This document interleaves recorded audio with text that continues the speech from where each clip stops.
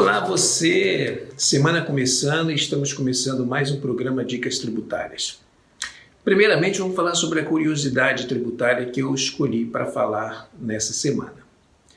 Ano de 1535, reinado do rei Henrique VIII na Inglaterra, diversos homens usando barba.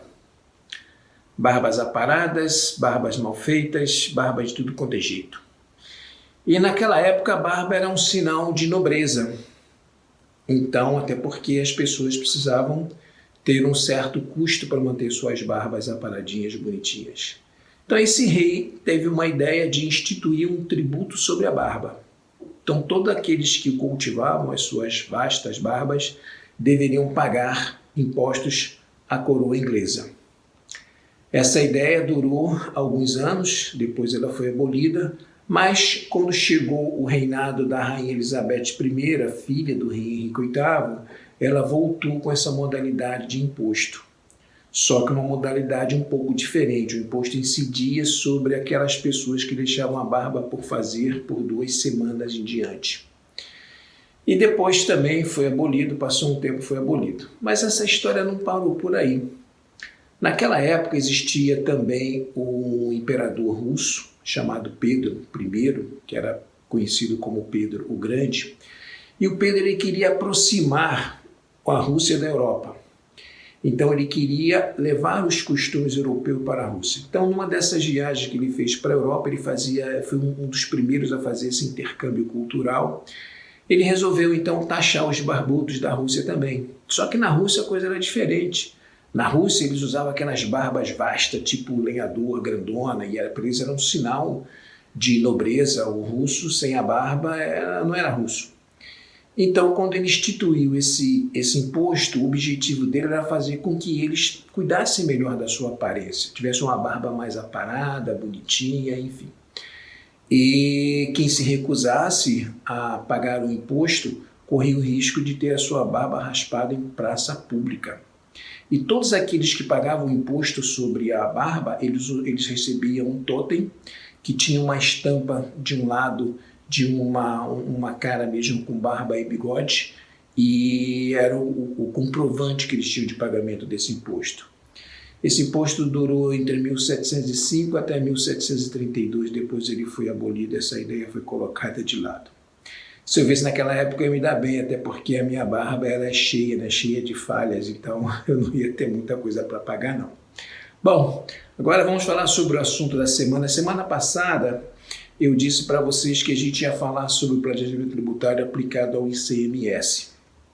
O ICMS é o Imposto sobre Circulação de Mercadorias e Serviços, serviços de telefonia e telecomunicações e transporte. Esse imposto ele tem uma particularidade porque a raiz dele, como todo imposto, é a Constituição Federal. A Constituição Federal autorizou os estados a criarem esse tipo de imposto, mas eles devem obedecer uma lei complementar, que é a Lei Complementar Federal. Então a Lei Complementar 86 e suas alterações, conhecida como a Lei Candir, é a lei que regula o ICMS. Então todo o regulamento do ICMS dos estados ele tem que se pautar nessa lei. Mas, e também uma outra coisa interessante, é que o Senado Federal é que determina quais são as alíquotas do ICMS. As alíquotas interestaduais, as alíquotas diversas, alíquotas maiores, menores, enfim. Uma coisa mas os estados eles não poderiam deixar de não ter a sua soberania. Afinal de contas, os estados são soberanos. Então, aos estados foi dado a liberdade deles criarem tributação diferenciada para certos tipos de produtos. E aí a coisa começou meio que desandar. Todo mundo já deve ter ouvido falar, numa guerra fiscal. Então, por exemplo, anos atrás, a Ford levou a fábrica dela de São Bernardo, levou para a Bahia. Por que ela levou para a Bahia? Porque ela recebeu diversos incentivos do governo baiano para se instalar em determinada região da Bahia, e com isso os custos que ela teria de ICMS eram os custos que compensava ela transportar toda a matéria do Sudeste até lá para poder montar seus carros lá. Então uma divisão de carros da Ford começou a ser produzida na Bahia, justamente porque eles teriam aí um benefício fiscal. Aconteceu isso também com o sul do país, que houve aí algumas incentivos fiscais que levaram a indústria de calçados para lá.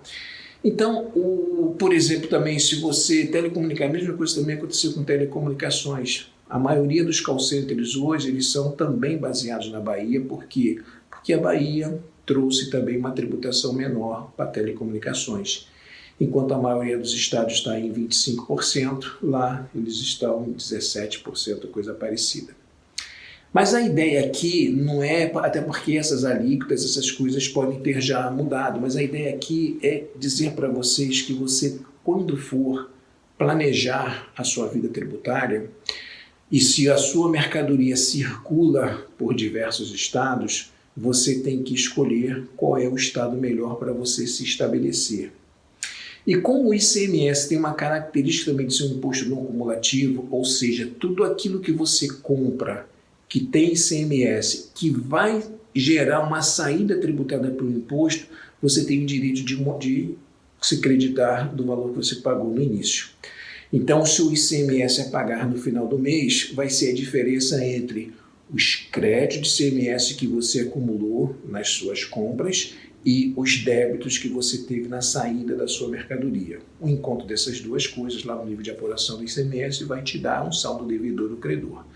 Se o saldo for devedor, você paga a guia para o seu estado. Se o saldo for credor, você acumula ele para utilização no futuro. Essa utilização pode ser feita para pagamento de fornecedores. Alguns estados permitem que você se ressarça dele financeiramente, então é um valor que você pode utilizar. Mas então o importante é você, primeiro, saber de quem você compra e para onde você vende e onde você está estabelecido. Porque nessas situações, e também qual é o produto que você comercializa. Por exemplo, eu não sei quanto está hoje, mas algum tempo atrás, a alíquota do vinho do Rio de Janeiro era de 25%. E a alíquota do vinho em São Paulo era 17%.